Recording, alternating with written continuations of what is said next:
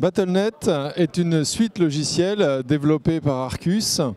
L'objectif est de proposer une solution qu'on appelle dans le monde de la défense une solution vétronique, c'est-à-dire une solution qui permet à l'équipage d'un véhicule blindé de partager de l'information et de mieux maîtriser ses actions et ses décisions.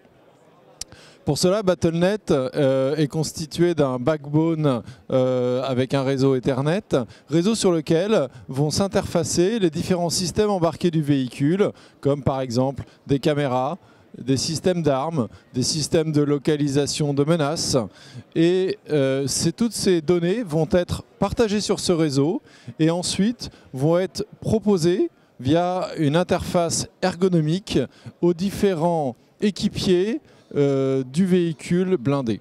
On a un certain nombre de postes disponibles avec Battle.net, par exemple le poste pilote, le poste chef, le poste tireur, et chacun de ces postes va être adapté à l'ergonomie du poste de travail de chacun des équipiers. Donc la présentation des informations est évidemment très importante.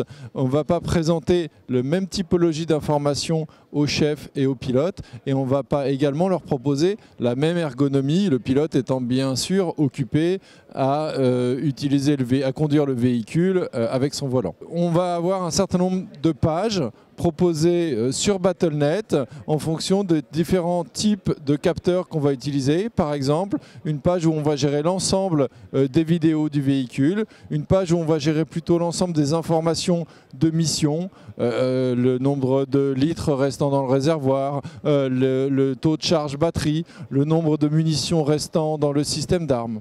On va ensuite avoir des pages qui vont gérer toute la partie communication interne et externe du véhicule, que ce soit les systèmes d'interphonie ou les systèmes radio. Et on va également avoir des pages liées à la cartographie, donc typiquement où est-ce que je suis, mes points d'intérêt que je peux créer et partager avec les autres équipiers.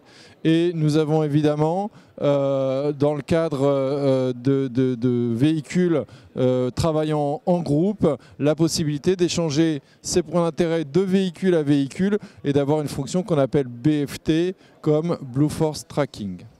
La force de Battle.net, c'est d'être un cadre soft extrêmement modulaire et d'être en mesure d'utiliser les synergies avec nos différents partenaires et fournisseurs de systèmes. Je vais prendre un exemple très simple qu'on voit aujourd'hui dans cette démonstration. C'est la société Squadron, qui est une start-up qui développe des drones. Et Squadron a développé ce qu'on appelle un SDK, Software Development Kit, qui est un kit pour la partie utilisation du drone.